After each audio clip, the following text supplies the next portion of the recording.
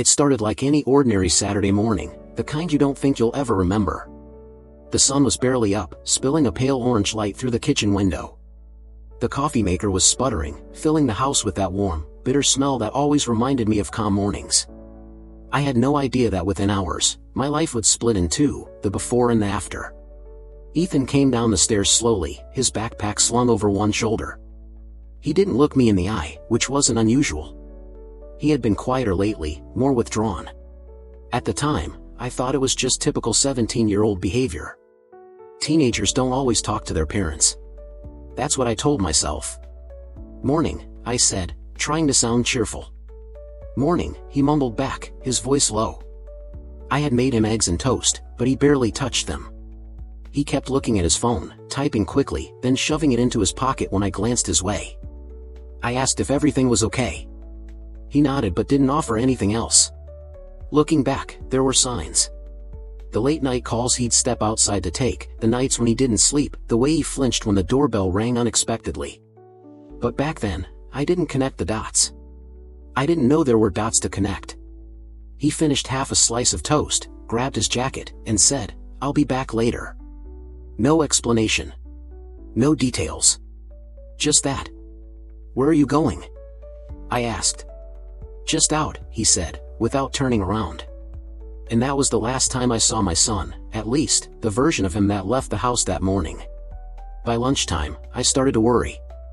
I sent him a text, "Where are you?" No reply. By mid-afternoon, I'd sent 5 more. Still nothing. My calls went straight to voicemail. His friends hadn't seen him. By dinner, the panic set in. The food on the stove burned because I forgot to turn it off. I kept pacing the living room, checking my phone every few seconds, willing it to ring. By midnight, I was driving through town, checking the places he liked to hang out. The park. The basketball court. The little diner near the highway. Nothing. His absence felt like a weight on my chest, pressing harder with every passing hour. At 3 a.m., I called the police. They told me what they always tell parents at first: he's probably just out with friends. Teens do this. But I knew my son. He wouldn't vanish without a word. By the time the sun came up, exhaustion had settled in, but I couldn't stop moving. I drove the same routes again and again, as if sheer determination would make him appear on the sidewalk, smiling and apologizing. Around noon, an officer knocked on my door. They'd found his backpack in the park, 2 miles from home. Just sitting on a bench, like he'd left it there on purpose. His phone wasn't inside. Neither were his wallet or keys. I remember clutching that backpack like it was the last piece of him I had left. It smelled like him, laundry detergent and that cheap body spray he always used. My hands were shaking so badly that I almost dropped it. From that moment on, everything changed. My house stopped feeling like home. Every corner was a reminder of him: the jacket on the back of the chair, the sneakers by the door, the half-full bottle of shampoo in the bathroom. The police started their investigation, but every lead led nowhere. Neighbors were questioned, security footage from nearby stores was checked, friends were interviewed. Nothing. It was like my son had simply vanished from the face of the earth. And as the hours turned into days, and the days into weeks, the silence in that house grew unbearable. Every night, I sat in the dark, staring at my phone, praying for a call that never came. That was the day my life changed forever. The day my son walked out the door and never came back, at least, not for a very long time.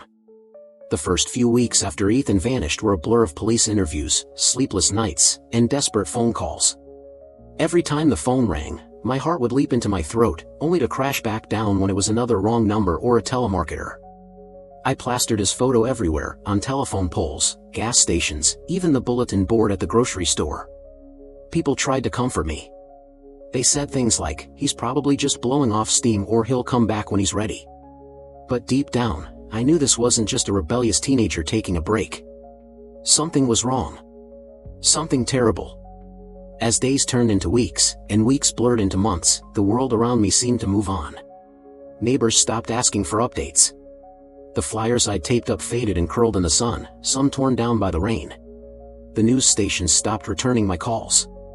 Even the police began to sound tired of hearing my voice. But I couldn't stop. I joined every online forum for missing kids I could find. I talked to private investigators, psychics, anyone who said they could help. I drove to places I'd never been before, chasing rumors and false leads. One night, I drove nearly 5 hours because someone claimed they'd seen a boy matching Ethan's description at a rest stop. It wasn't him. It never was. Home stopped feeling like home. His room stayed exactly the same, frozen in time. His baseball cap sat on the nightstand, his favorite hoodie still draped over the back of his desk chair. Some nights, I would sit on his bed, hold his pillow, and inhale deeply, trying to find a trace of his scent, terrified that one day it would be gone. People told me I had to accept it, that I needed to move on. But how do you move on when your child is out there somewhere, and you don't know if they're cold, hungry, scared, or worse? Every siren I heard made me freeze. Every unidentified body on the news sent me spiraling. The seasons changed, but my world stayed stuck on that one day. Spring bloomed, summers came and went, leaves fell, snow covered the streets, and still, nothing. Silence. And yet, somehow, I kept going. I learned how to breathe through the ache, how to smile politely when people said, "I'm praying for you," even though I'd stopped praying myself. I stopped hosting family dinners. I stopped decorating for Christmas. I couldn't bring myself to pretend that life was normal. But I never stopped waiting. Every time I heard a knock at the door, I hoped it would be him.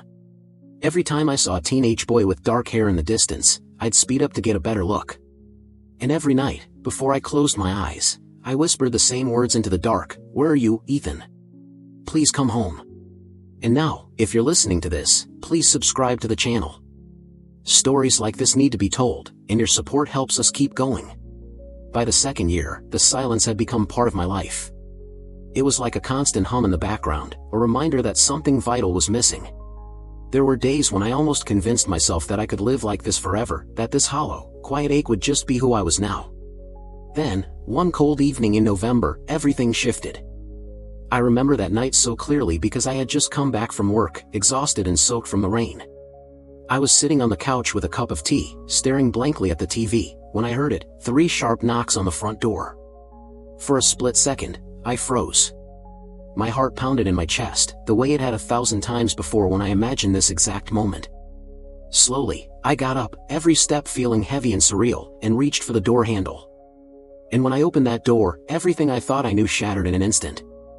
It was raining hard that night, the kind of rain that seems to swallow every sound.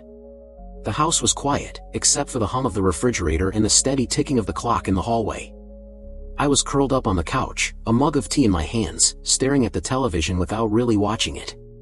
Another cold November evening, another night alone. Then I heard it. 3 sharp knocks. At first, I thought I imagined it. It had happened before, my mind playing cruel tricks, making me hear things that weren't there. But then, it came again. 3 deliberate, heavy knocks that echoed through the silence of the house. My heart started pounding. My hands shook as I set down my mug, the ceramic clinking against the table. I walked to the door slowly, almost afraid to hope, almost afraid to breathe. When I opened it, the world seemed to tilt. It was Ethan. He was standing there in the rain, hood pulled over his head, water dripping from his hair, his clothes clinging to his thin frame. For a moment, I couldn't move. I couldn't even speak. My brain refused to process what my eyes were seeing. "Hi, Mom," he said softly, his voice hoarse, almost unsure. I reached out, my fingers trembling, just to make sure he was real. The moment my hand brushed his wet sleeve, I broke. I pulled him into my arms, clutching him so tightly I was afraid I might hurt him, but I couldn't let go. I sobbed into his shoulder, the sound raw and uncontrollable, while he just stood there, stiff, like he didn't quite know how to react. "You're home," I whispered over and over, the words spilling out like a prayer. "You're home, you're home." When I finally stepped back, I could really see him. He looked older, harder somehow. His jaw was sharper, his eyes tired and guarded. There were faint scars on his arms, and a small tattoo on the inside of his wrist, something he didn't have when he left. He carried a worn backpack, the strap frayed and damp from the rain. I ushered him inside, shutting the door against the storm, my hands still trembling. "You're freezing," I said, fussing over him, pulling off his wet jacket, handing him a towel. He sat at the kitchen table, silent, watching me with an expression I couldn't read. I wanted to ask 1,000 questions. Where had he been? Was he safe? Why didn't he call? But the words got stuck in my throat. The only thing that came out was, "Are you hungry?" He nodded once. As I heated up some leftover soup, I stole glances at him.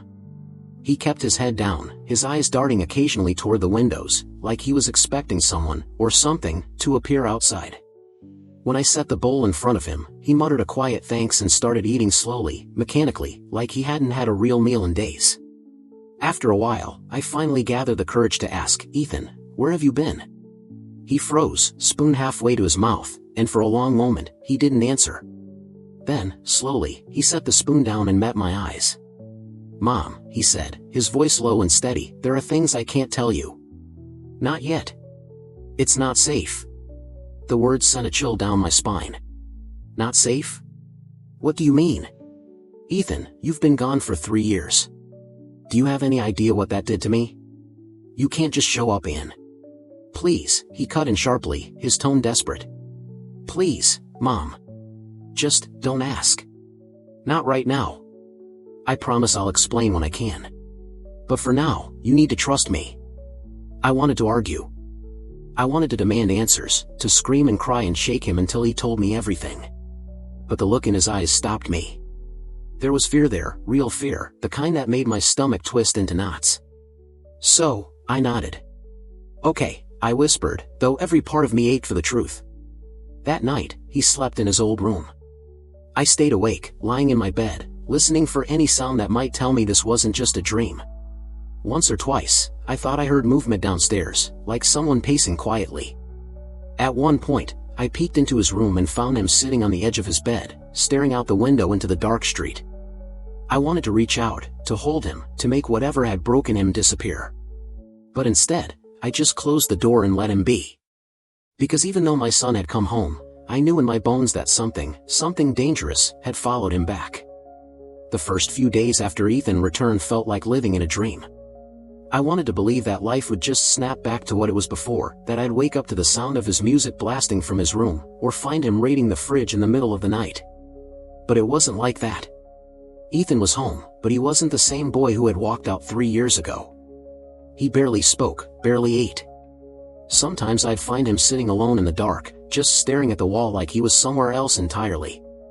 Other times, he'd sleep for hours, deep and restless, like his body was trying to recover from something I couldn't see. I tried to give him space, but the silence between us was unbearable. I'd ask simple questions, how he was feeling, if he needed anything, if he wanted to talk, and he'd always answer with the same soft, empty words, "I'm fine, Mom." But I could see it. The way his hands trembled when a car backfired down the street. The way his eyes darted to the door every time the mailman came by. The way he never turned his phone on, never even charged it, as if he was terrified someone would find him if he did. One night, I woke up around 2 a.m. to the faint sound of his voice. At first, I thought he was talking in his sleep, but when I walked quietly down the hall, I realized he was on the phone. His voice was low, urgent. "They can't know I'm here," he whispered. "No, she doesn't know. She's safe. For now." I froze in the hallway, my heart pounding. He paused, listened to whoever was on the other end, then said, "I'll figure it out. I just need more time." I slipped back to my room before he caught me listening, but I didn't sleep for the rest of the night. The next morning, I tried to bring it up, casually, over breakfast. "Who were you talking to last night?" I asked, forcing my voice to sound light. Ethan didn't even look up from his cereal. "No one," he said flatly. I wanted to push, to demand an answer, but something in his tone, something sharp and final, made me stop. That same day, I noticed a black SUV parked across the street. At first, I thought it was just a neighbor's guest, but the next day, it was there again. And the day after that. Always the same vehicle, always the same spot. The windows were so dark I couldn't see inside, but sometimes I swore I saw movement. When I mentioned it to Ethan, his face went pale. He tried to play it off, "It's nothing, Mom," but I caught the way his hands clenched into fists. As the days went by, more pieces started falling into place. Little things I had overlooked in my relief that he was home. Like the scar on the back of his neck, thin but deep, like a healed cut from something sharp. Or the way he avoided certain topics, questions about where he'd been, what had happened to him, or who he'd been with. One evening, while he was in the shower, I went into his room. I know I shouldn't have, but the fear and curiosity were eating me alive. His backpack was shoved under the bed. Inside, there wasn't much, just a change of clothes, a small stack of cash wrapped with a rubber band, and a burner phone with no contacts saved. I held that phone in my hand, my mind racing with questions. Who had given it to him? Who was he calling late at night? What kind of danger had my son been living in? When I heard the water stop, I shoved everything back where I'd found it and hurried out of the room, my heart pounding like I'd been caught doing something forbidden. That night, I sat at the kitchen table long after he'd gone to bed, staring at the dark windows and the faint silhouette of the SUV still parked outside. I didn't know who those people were or what they wanted, but I knew one thing: whatever Ethan had gotten himself into during those 3 years, it hadn't stayed behind when he came home. The boy I had raised was still in there somewhere. I could see glimpses of him in the rare moments when he'd smile, or when he'd hug me quickly before disappearing into his room. But layered over that boy was something heavier, something darker. And every instinct in me knew that, sooner or later, the pieces of this puzzle were going to come together, and when they did, my world might shatter all over again. It happened late one night, almost 2 weeks after Ethan had returned. I woke to the sound of muffled voices in the kitchen. At first, I thought he was on the phone again, but when I walked quietly down the stairs, I realized he was talking to himself, no, rehearsing. His voice trembled as he whispered the same words over and over. They can't find her. They can't find her. I have to keep her safe. I froze at the bottom of the stairs, my chest tightening. He was talking about me. I didn't say anything then. I just went back to my room, my mind spinning. Whatever secret he was carrying, it was eating him alive, and now it was clear, it wasn't just his secret. It was mine, too. The next evening, I finally confronted him. He was sitting at the kitchen table, staring at the screen of that burner phone, the one I'd found in his backpack. He didn't even flinch when I sat down across from him. Ethan, I said softly, you have to talk to me. I don't care what you've done or where you've been. I just want to help you. For a long moment, he didn't move. Then, slowly, he looked up at me. His eyes were bloodshot, rimmed with exhaustion. Mom, he said, his voice barely above a whisper, I didn't leave because I wanted to. They made me. The words sent a chill straight through me. Who? I asked, my voice shaking. He hesitated, then leaned closer, his voice dropping to a whisper. People you don't want to know. Dangerous people. At first, I thought I was helping someone I cared about. But I got in too deep. I saw things, did things, and once they had me, there was no way out. I tried to speak, but nothing came out. My throat felt dry, my heart pounding in my ears. They kept me moving, he continued. Different towns, different names. I wasn't allowed to call. I wasn't allowed to leave. If I tried, they said they'd come after you. I gripped the edge of the table, my knuckles white. Oh my God, Ethan. He shook his head. I thought I could protect you by staying away. But it never really ended. Even now, they're watching. That SUV across the street? It's them. They want to make sure I don't talk. And if they think I have, his voice cracked. If they think you know anything, Mom, they'll come for you too. I wanted to tell him he was wrong, that he was safe now, that nothing bad could touch him here. But I couldn't. Because deep down, I knew he was telling the truth. The pieces started to click together, the late night calls, the fear in his eyes, the scars, the silence. My son had been trapped in something so dark, so dangerous, that even now, home didn't feel safe. I reached across the table, my hands shaking, and took his hand in mine. Ethan, I said, forcing my voice to be steady, we can go to the police. They can protect you. They can protect us. But he pulled his hand away, panic flashing in his eyes. No. You don't understand. They have people everywhere. The police can't stop them. No one can. Tears blurred my vision. Then what are we supposed to do? Live like this forever? Looking over our shoulders? Waiting for something to happen? He didn't answer. He just stared down at the table, his jaw tight, his eyes hollow. That night, neither of us slept. I sat in my room, staring at the ceiling, while he paced the house like a ghost. Every time headlights passed by, I felt my heart leap into my throat. Every creak of the floorboards made me wonder if we were already too late. For the first time, I understood that my son hadn't just come home with secrets, he had come home with danger. And whatever he had been through during those 3 long years, it wasn't over. Not yet. I should have known something was wrong that morning. There were signs, small ones, but enough for a mother to feel that instinctive pull in her chest that says, something's about to happen. The house was quiet when I woke up. Too quiet. No soft footsteps upstairs, no sound of water running in the bathroom, no faint creak of the floorboards in the hallway. Just silence. I called his name, expecting a muffled yeah from his room. Nothing. I walked down the hallway, my heart starting to pound. His door was open. The bed was neatly made, too neatly, and his backpack, the one that never left his side, was gone. And then I saw it. A folded piece of paper on the kitchen table. My hand shook as I picked it up, my vision blurring before I'd even read the first line. I love you, Mom. More than anything in this world. But I can't stay. If I do, they'll find you. They'll hurt you. And I can't let that happen. Please don't try to find me. Please don't tell anyone. Just live your life. Be safe. That's all I want. Maybe someday, when it's over, I'll come back. But until then, this is goodbye. Your son, always, Ethan. I don't remember how long I stood there, frozen in the kitchen with that letter in my hands. My legs felt numb, my chest hollow, like the air had been sucked out of the room. It was as if time had folded in on itself, taking me right back to that first morning 3 years ago when he walked out the door and never came back.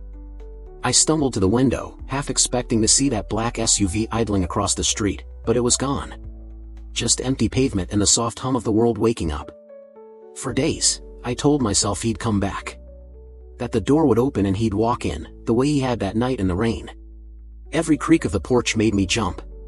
Every knock, every phone call made my heart leap into my throat. But days turned into weeks.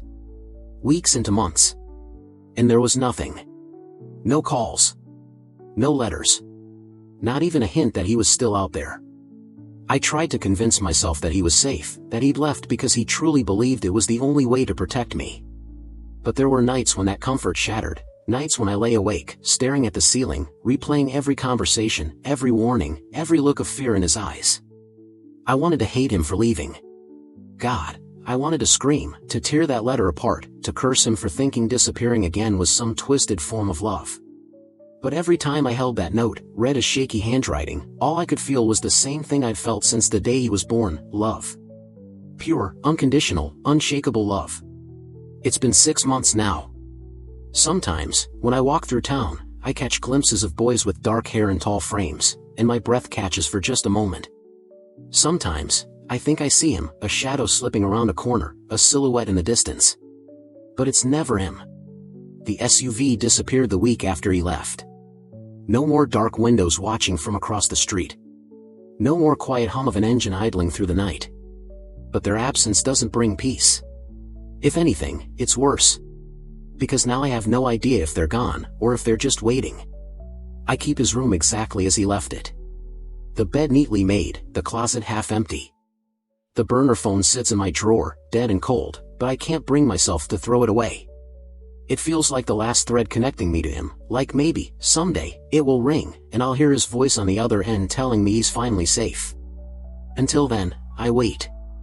I wake up every morning, make coffee, and glance out the window, just in case. At night, I leave the porch light on, like maybe it'll guide him home. People tell me I should try to move on, that living in this limbo will break me.